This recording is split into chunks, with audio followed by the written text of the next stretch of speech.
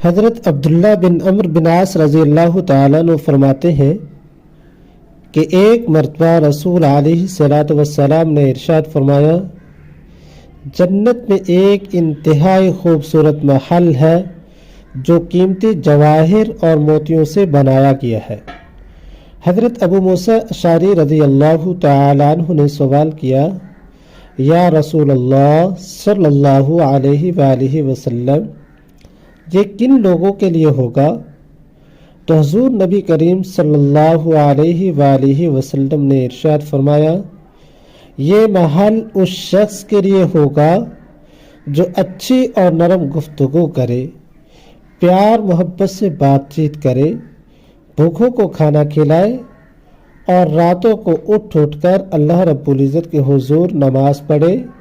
اللہ تعالیٰ کی ذات کی عبادت کرے، تو اللہ تبارک و تعالیٰ